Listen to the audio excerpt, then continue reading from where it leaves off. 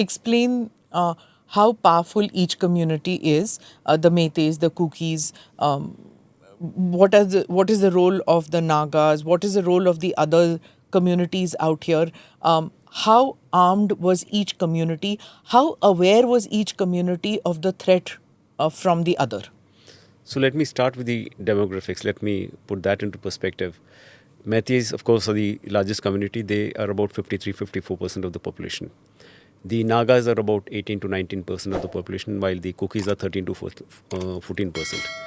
Then you have the Pangals or the Muslims. They are anything between 6 to 8, and the rest 2% are all others, Gorkhas and others. So that is the broad demographic composition. In terms of which all communities were armed, I will say all the three communities have their respective groups. The Nagas, the oldest running insurgency of the NACN in Nagaland and Manipur, and all the top leaders of the NACN are from, particularly the IM, are all from Ukhrul in Manipur. So, but they're no longer staying there, right? The leadership of the Nagas? The leadership is not there, but the NACN IM the faction cadres are still there. They are there in Manipur. And they are allowed to carry weapons? They are not supposed to be carrying weapons, but they do carry weapons. They do carry weapons. That's a different point. So it began with them. Then okay, let's go community by community. I'm doing it community twice. So Nagas. So the Nagas, the first to take up arms. So does the Naga community have faith in the IM faction giving them protection against the others? Yes, they do. They do. They have more faith in them than in the security forces? In fact, that's true with all the three communities. Okay. They believe. So that's Nagas, right? What is their objection, or what is their fight with the Meiteis and the Kukis?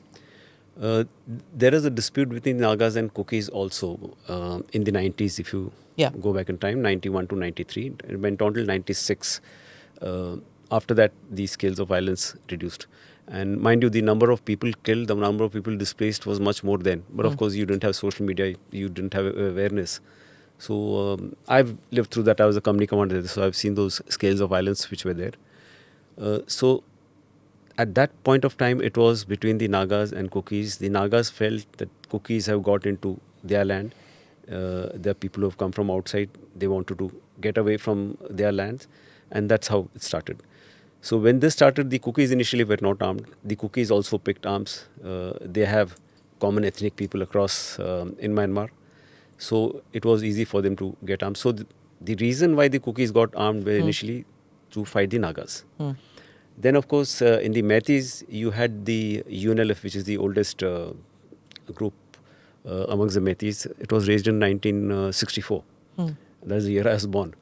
And then, of course, you had the other big faction which came up in 1982, if I remember correct, the PLA.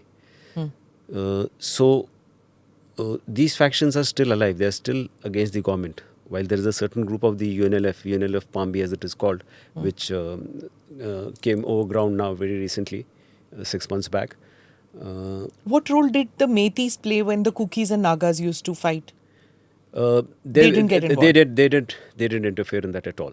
Okay, so for decades, they were not part of the fight, which was basically, I think 30 years now, Kuki-Naga fights? 96 it ended. Yeah, so almost 30 years. 30 years. Almost 30 years, okay. Right, so now that is the Meitei faction. And the Kukis, you're saying, they get their arms from across the border.